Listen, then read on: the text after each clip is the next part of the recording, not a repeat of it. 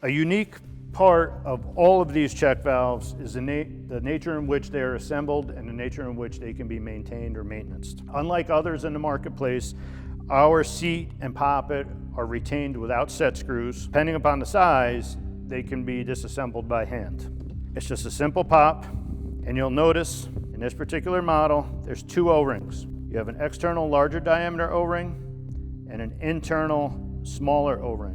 This external O-ring serves really no purpose other than maintaining this ring in the valve body. That gets us away from the need for set screws to maintain this seat in the valve body.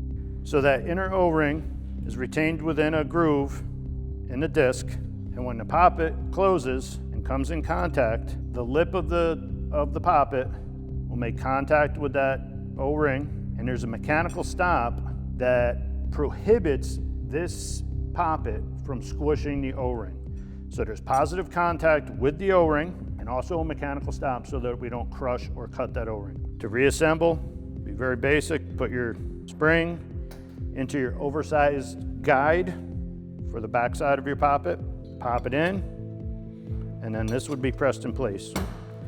In your larger style valves, it may be necessary to turn this valve upside down with some 2x4s or something similar on the OD of the valve body and push through on the back side of the poppet with a brass punch or a wooden dowel, something like that, to push it out. Same will hold true on our original style 888. Seat's gonna pop out.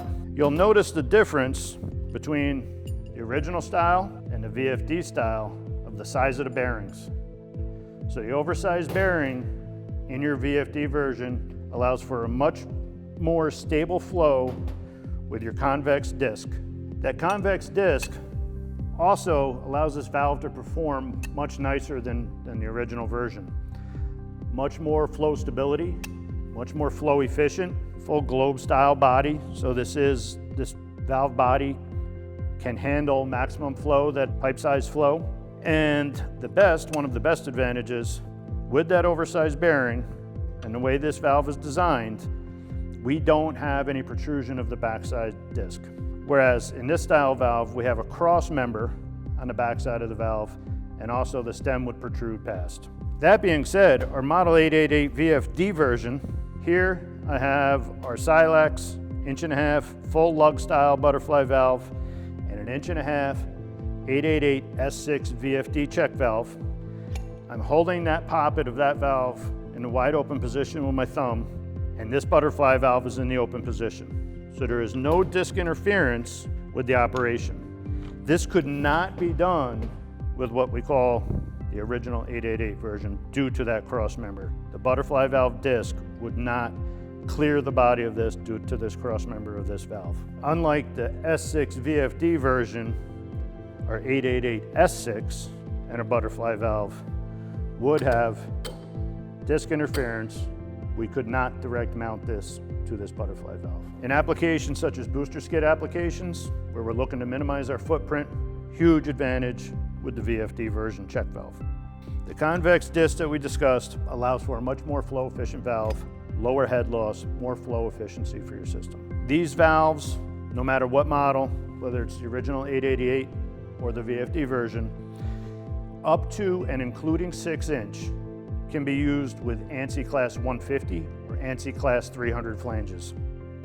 You'll notice in the valve body, there's grooves.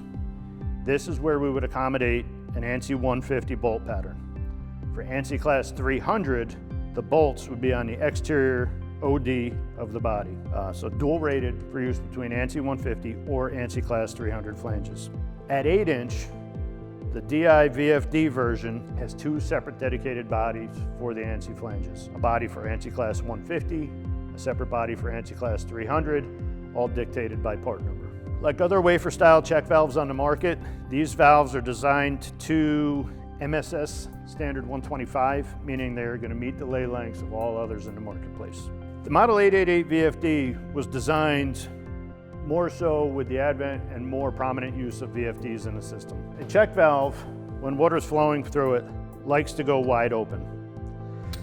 What was happening with low flow conditions under VFDs is the valve poppet would open minimal at best.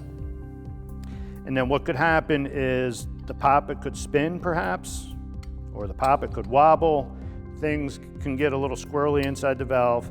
And then we would notice that the springs were wearing, our guides were wearing, and our stem on our poppet was wearing under low flow conditions. We ended up coming up with the VFD version because of the problems we were having with VFD controlled pumps. But we oversized our bushing, convex versus concave disc, allowing more flow efficiency, a much more stable poppet, so this valve can operate under a wide range of flow velocities. Designed for clean water applications, again, NSF61, NSF372, great fusion bonded epoxy coated ductile iron body or 316 stainless steel configuration.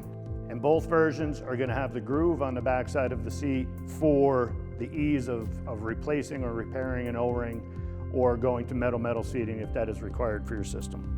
So to reiterate, depending upon valve style, traditional style check valves could be bulky, require extra spool pieces, extra gaskets, extra hardware. They may be slower acting, could possibly make a lot of noise in your system. Whereas our new patented model 888VFD will help eliminate a lot of those problems. The ability to close couple to a butterfly valve, much more stable disc travel due to the oversized bearing, and convex versus concave disc, NSF61, NSF372, and offered in a wide size range from 1.5" up to 6" in our stainless steel version, and 2" up to 10" in our ductile iron version. If you should have any questions on any of our models, please contact our factory, and one of our helpful customer service or tech support technicians will be happy to assist you.